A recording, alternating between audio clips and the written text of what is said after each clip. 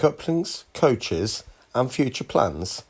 Stay tuned and all will be revealed.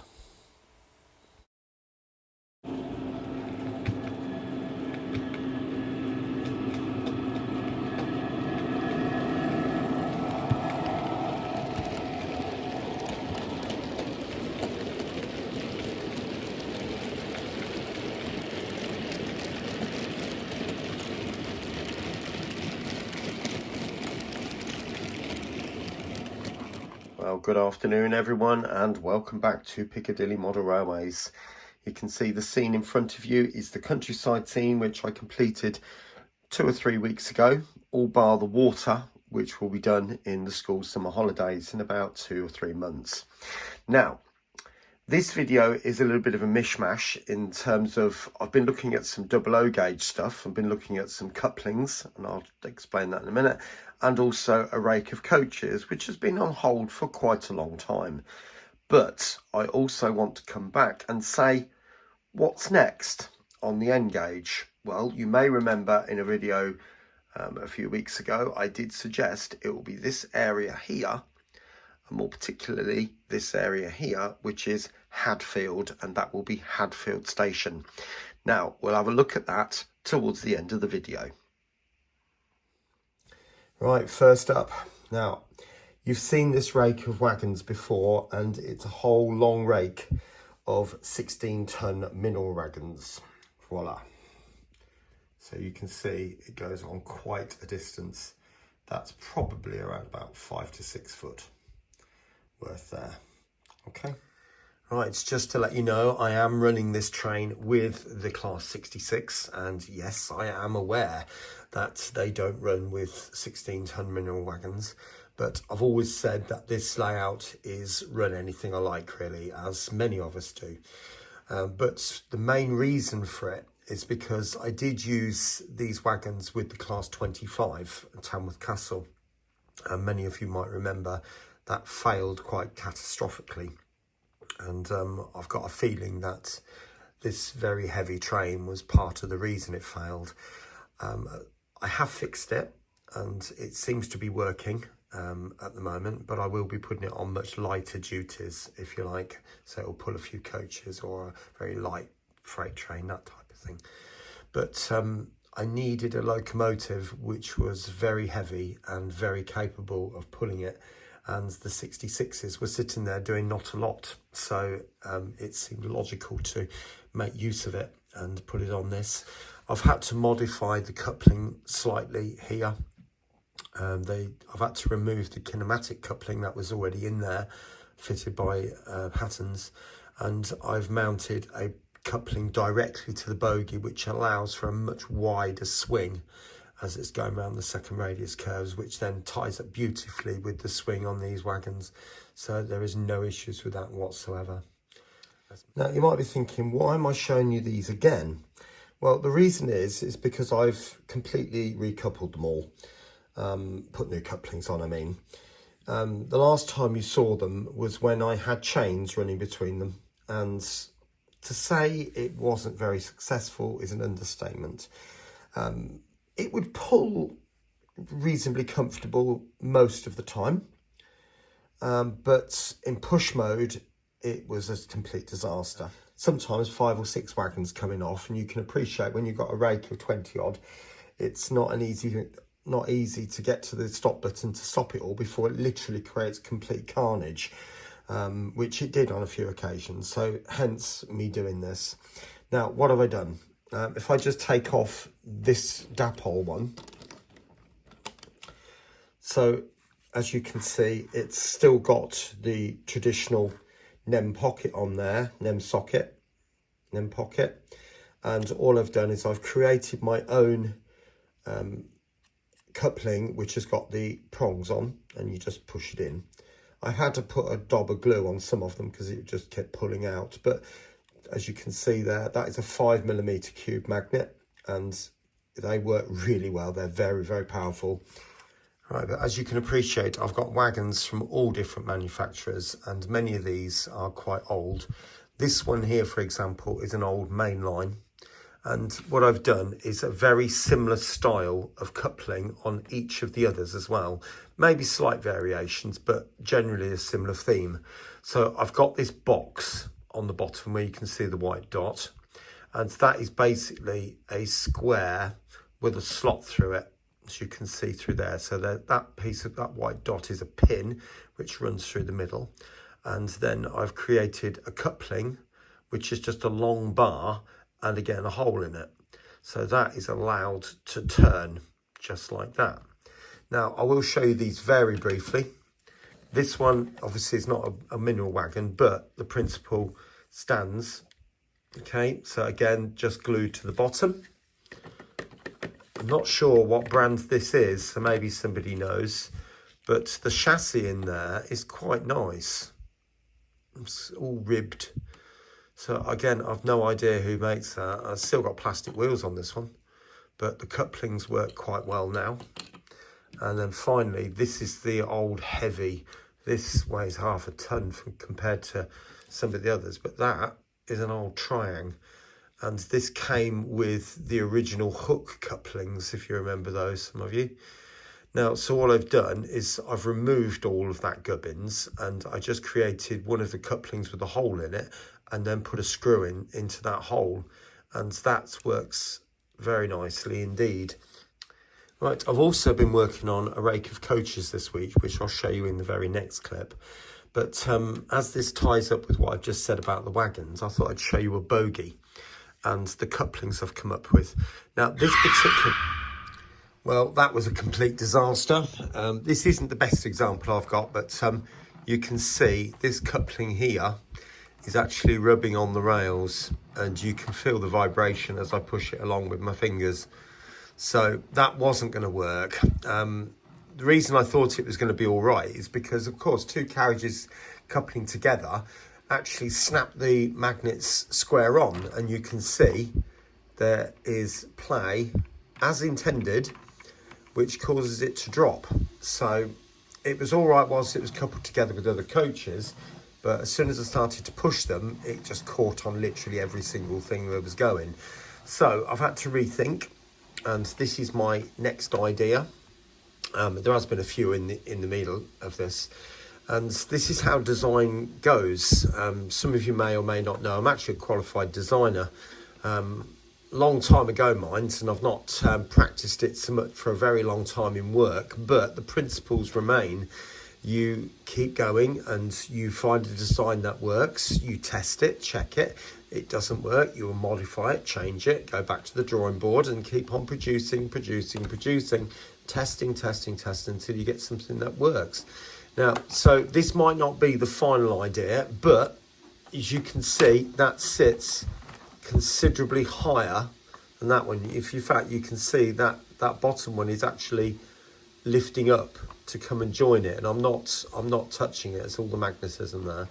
But the idea being is that this top plate has now been moved further back. There was like a little plate running across the front there, so I've cut that off and mounted it to the top of the bogie now, so it was slightly lower before, and you can see the height difference there, so that should clear everything. It is going to be a matter of trial and error. Hopefully I'll find the answer soon, and you never know, this one might be it. Anyway, let's crack on.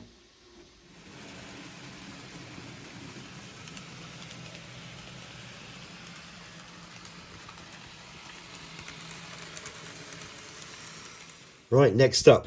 Now, you might remember, maybe a few years ago now, I think it was, pretty much shortly after I started the 00 gauge layout, or the roundy version of it anyway, that I wanted to get a rake of L&YR coaches. Now, at the time, they were selling for around between £60 and £70 each, and they probably are similar price now, maybe even more. But I decided to buy the really cheapy ones, the triangles, with the original Hornby ones. So they were very pale, if you remember.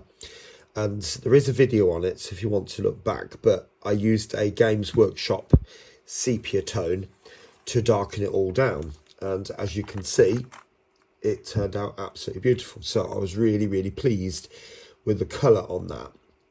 And so I went ahead, flush glazed them, and put corridor connections on with a panel door in there, as you can hopefully see.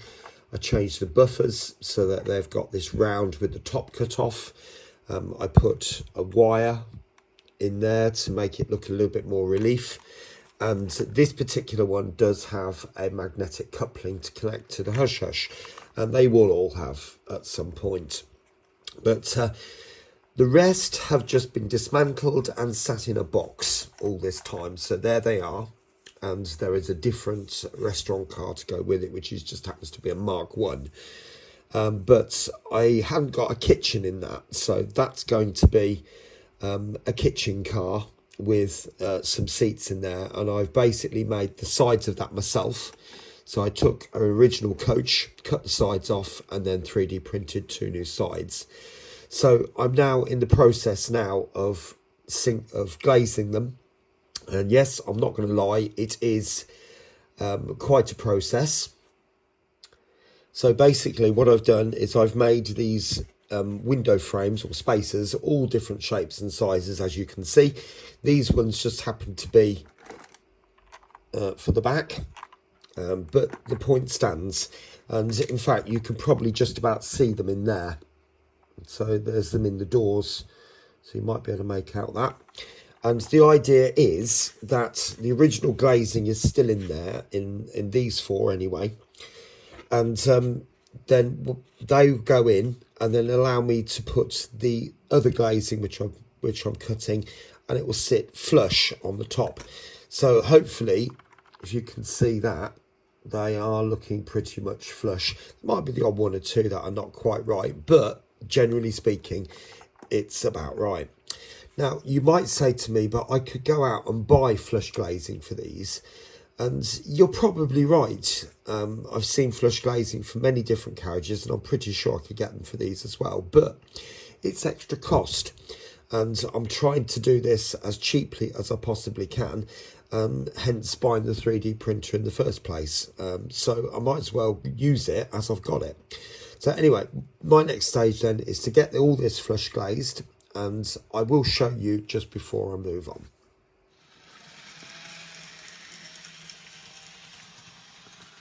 Right, I thought I'd give you a quick update.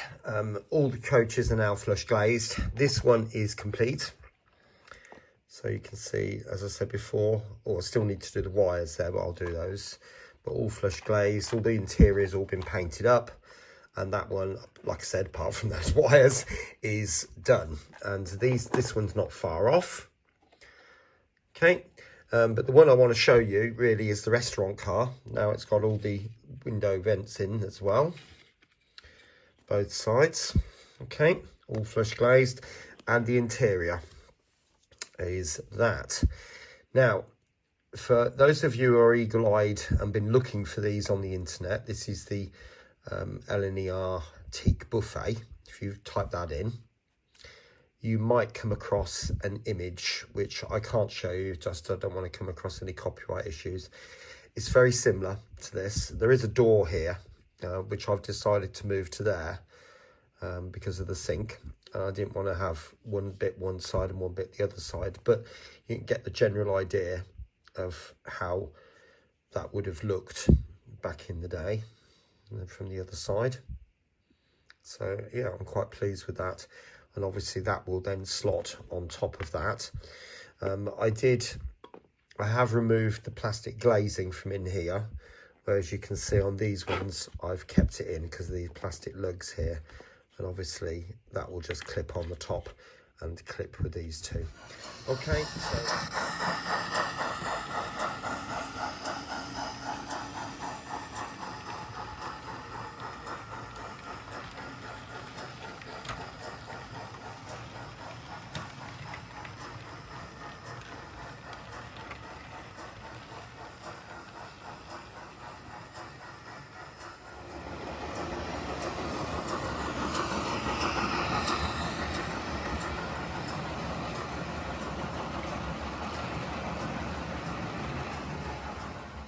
well, I do hope you enjoyed seeing that 00 gauge section there, looking at the coupling solutions and what's happened to that rake of teak coaches since I've had it. I think they've been in storage for maybe even a couple of years, not really done anything to them, but fancy getting them out and getting them running. So hope you enjoyed that. Anyway, on to this bit, and welcome back to Piccadilly, the layout itself. So what are we going to do next? Well, I did suggest we would be looking at Hadfield, which is this area here, and obviously this surrounding area around there. So as becoming a bit of a custom, let's have a look at the real place. Right, welcome back. Now, as you can see in front of you, this is the real Hadfield station, obviously running through the middle there. And as you probably realise, it is a single track. Now, what have we got here? Well, actual fact, we've got a road running in through here, and obviously there's roads at the back. But the biggest thing I want to point out is there is grassland around the front here, almost a field. I'm not sure whether you'd call it that, but certainly shrub, grassland, rough terrain, whatever you want to say. Now, if I look back now at the real, or the model I should say, not the real thing, it is a bit different, but there are similarities. Now, clearly, this road bridge here sits above, and on mine, it won't, because this will be level. Now, there does have to be some compromises here, and I think this has got to be quite a big compromise, to be honest. And I think of all the stations that I've built so far, this will be the one that stretches the imagination the most, to be honest. I mean, when you think about, I've only got that much space, which is probably around about, what, 4 or 5 inches wide, maybe, from front to back. I'm not going to fit an awful lot into that. And after I put the platform in, the buildings are going to be a relief, and then it'll be just a back scene representing the town behind. So it's really not going to be spectacular. So I've just put that out there right now. That's not to say I'm not going to treat it as such. I'm not going to treat it as like a second-class citizen, so to speak. I'll give it the best I can, but it will be just a basic looking station. It's literally just a long platform with a building, and like I said, a relief of a building at that. Now, similarities. I was planning on putting grass in here anyway. Now, this will have to be a bank down, obviously, but that ties in quite nicely. And then here, if we go to this area on the iPad, we've got industry down here. Now, whilst I'm not going to be putting in warehouses and factories and all that sort of stuff, it does kind of tie up with this area here, which is the carriage shed, which I'm not doing right now. The area I'm doing is just sort of this and in front of the carriage shed. So to tie up with all that sort of gubbins going on down here, I will be putting in bits and pieces all around here, which then links up, generally speaking, to that, and a few bits sort of over that side of the line as well. But on top of that, there will be a lot of shrubs, a lot of trees, particularly in this slope area. Now, what I don't want to do is put trees so high you can't see the station. There's no value in doing that, even though when you look at the station, it is actually covered with trees. So mine is going to be a compromise in that area. So these trees are going to be a lot shorter, and obviously it's got to tie up. I can build bigger trees in that far corner over there, and maybe even a few. We'll see. Actually, it might be quite nice to leave that area open so that you can see the trains going up into the background. Now, the other thing I was thinking about is putting in a back scene across here, and one that goes the full length right across all the way through to, oh, sorry about that, through to Glossop. So I can do that and then paint that accordingly. This part obviously here will be Hadfield Town Centre, as best I can do it with what information I can get. So if I can get onto Google Maps, Google Earth in terms of a 3D view, if that's a possibility, then we'll see from there. From what I'm seeing at the moment, there's not. So it might be a case of I have to interpret what I see from this and going along street view, that type of thing, and then create and design my own back scene, which ties up with what I see in that scene there.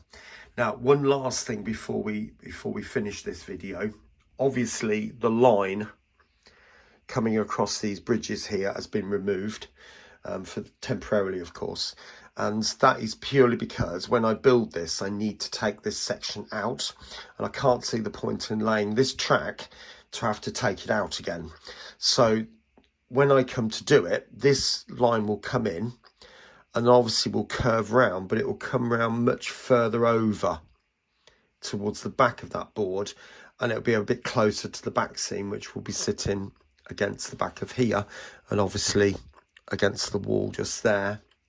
So that will have to come over to make that curve, but then the line will sort of S-bend in ever so gently. It won't be a sharp S-bend by any means, and the trains will quite easily cope.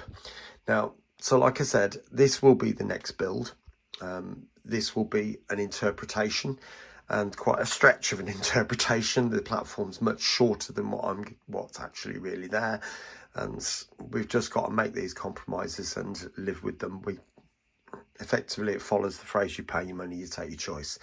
It's that kind of thing. I chose to do this layout, and Hadfield Station was an afterthought, but I can make it work to some degree. So anyway, hope you've enjoyed hearing about what's coming next. I'm hoping to do this in the next 7 weeks before the summer holiday. I'm not going to guarantee that by any means. Things crop up, as you know from real life, and sometimes I'm so tired, or I don't want to do it. I want to stop, I want to rest, whatever it might be. I might want to watch a film. So all those particular things, but I'm hoping to do it before the summer holiday, but it might drift into the summer holiday. We'll see how it goes. Anyway, you take care of yourself, and I will see you again very, very soon here on Piccadilly. Take care now. Bye-bye.